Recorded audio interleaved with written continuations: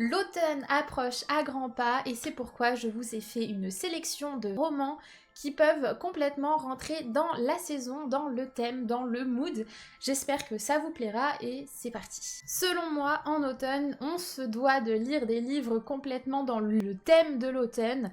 C'est pourquoi c'est le meilleur moment pour commencer la saga Seasons avec Un automne pour te pardonner. Ce n'est pas forcément un tome que j'ai vraiment énormément apprécié, mais il faut dire qu'il a quand même fait parler de lui, que pour beaucoup c'est une pépite, donc je suis obligée de le mettre dans cette catégorie-là, parce que ça se passe en automne et que on est vraiment dans le décor de l'Écosse, avec vraiment le mood automnal, et un petit côté thriller qui est très intéressant à ce niveau-là, et c'est vrai que l'automne égale Halloween égale thriller, on essaye de se faire un petit peu peur. C'est un thriller gentillet, mais je peux que le mettre dans ce classement. Un autre livre complètement dans le thème de l'automne, c'est Falling Like Leaves de Misty Wilson, qui est le premier tome d'une saga qui va fonctionner comme la saga Seasons, car on aura un tome par saison. J'ai très hâte, je ne l'ai pas encore lu, mais je suis obligée de le mettre dans le classement parce que il vient de sortir récemment et qu'on en entend parler partout. Il rentre complètement dans la thématique, donc peut-être que ça peut vous permettre de faire une découverte. On est ici sur une petite romance dans un small town, petite cosy, trop bon mood avec notre petit plaid. Autre livre d'automne, Welcome to Fae Café. Il est splendide, il faut le dire. On le voit aussi énormément passer, il a été vraiment très attendu. Je ne l'ai pas encore lu parce que je viens de le recevoir. Et surtout qu'on n'est pas encore en automne, donc j'essaye de ne pas tricher. Voilà l'intérieur, trop joli. De ce côté, on est sur une petite fantaisie avec des faées et je pense un gros côté found family. Très hâte de découvrir, mais je n'en sais pas plus, donc je ne vais pas trop vous dire de bêtises finalement. Un autre livre vraiment pour l'automne que je n'ai pas encore, mais que je compte acheter à la fin du mois de septembre, c'est bien sûr le Pumpkin Spice Café, qui est un livre, une romance cosy, qu'on a aussi beaucoup entendu parler. Apparemment, attention, il y a quand même des scènes de smut, donc faut aimer ça. Mais on va pas se mentir que la sortie de chez E.H. est super belle avec son joli jaspage. Personnellement, j'ai décidé d'aller craquer. Voilà. Un autre livre que je vous propose, c'est Mémoire de la forêt, tome 2. Pourquoi? Pas parce qu'il se passe en automne. C'est un roman jeunesse, mais qui fait extrêmement écho en tant qu'adulte, avec une histoire vraiment très mignonne et parfois très touchante, il faut le dire. Donc obligée aussi de le mettre dans ce classement. Je compte en tout cas de mon côté le lire pour cet automne. L'automne sonne également pour moi en tout cas avec fantasy. Pour moi c'est le meilleur moment de sortir nos meilleures fantaisies. C'est vraiment le mood parfait. Et c'est pour ça que je vais vous en présenter quelques-unes.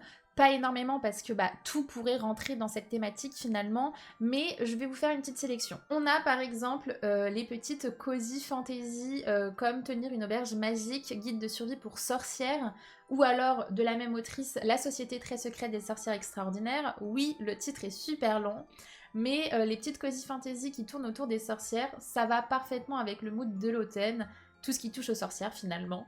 Donc je ne peux que vous le mettre également dans ces propositions. Bride, une romance qui tourne autour de vampires, de loups-garous. Pareil, ça marche à 100%. En fait, tout ce qui touche à du coup ce côté de vampire, de loup-garou, pour moi c'est vraiment le moment parfait pour l'automne. Et il y en a beaucoup, donc je ne vais pas vous présenter tout, mais par exemple Bride de Ali Hazelwood, je pense, peut grave être dans le thème. Une fantasy qui parle de sorcières, de démons, c'est La Reine enchaînée. Il y en a plein des romans qui parlent de sorcières. On a par exemple Serpent and Dove, Heartless Hunter, etc. Mais en main, j'ai La Reine enchaînée, mais vous en avez vraiment tout plein qui rentreraient également dans cette saison. En autres livres cosy d'ailleurs, je ne les ai pas, mais je sais que Légende et Laté, La petite boutique de sortilèges ou encore Emily Wilde pourraient vraiment vous plaire. Il est vrai que c'est aussi le meilleur moment pour lire des policiers ou des thrillers. Selon moi, je sais qu'il y en a qui en lisent toute l'année, mais je suis vraiment une season reader, je pense que vous l'avez compris. Donc n'hésitez pas à vraiment sortir vos thrillers de vos pales ou carrément à aller en acheter plein.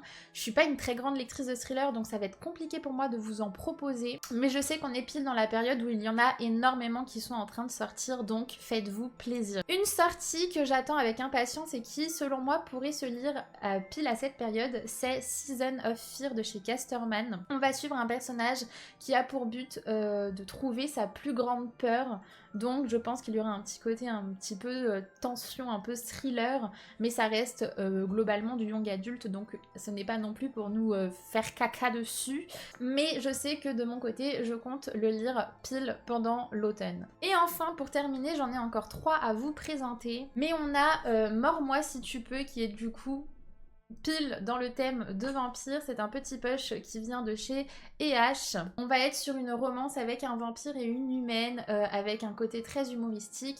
C'est une histoire extrêmement courte qui se lit très très vite et j'en ai entendu que du bien. Je ne l'ai pas encore lu, mais vous avez compris. Finalement, cette vidéo est un peu une 2 en 1 parce que je vous présente un petit peu ma palle de l'automne.